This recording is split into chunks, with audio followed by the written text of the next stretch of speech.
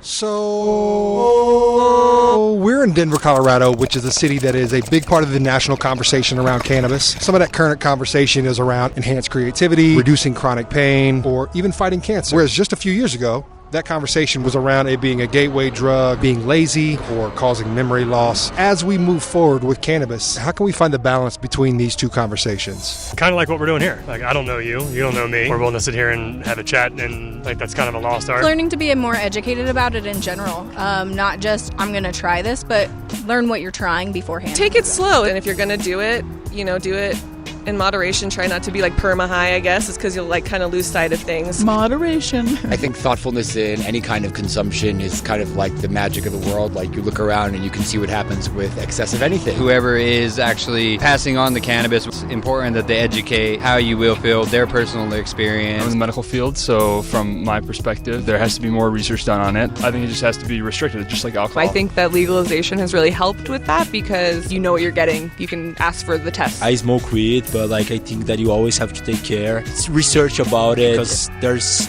awesome benefits, but there's also some downsides. Did the stoner choose to smoke marijuana, or did marijuana make the stoner? Maybe those stoners, so-called right on, dude, yeah. Maybe those guys always existed and they started smoking pot. It can make you more paranoid, depends on the strain that you smoke.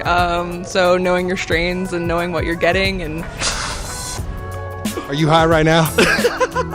I think that everyone should try it once, and if you don't like it, that's fine. Don't hate on people that do, and if you do like it, then you know what? Go for it. Maybe. I hear good reports.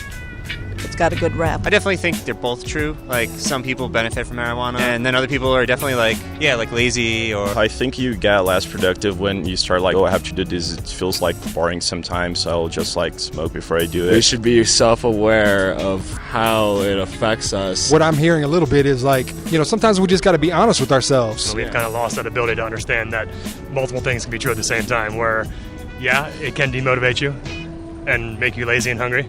But it could also be a great thing if you have cancer, to be able to eat food. I grew up from a really religious background, so my family is very close-minded. They're kind of realizing that there is an actual medicinal side to it. If you have cancer, who am I to tell you that you can't use your legal medical marijuana? I'm all for it. Use it. I have chronic illness, and cannabis has helped me to reduce my pain. So just talking more about personal experience, I think, helps a lot.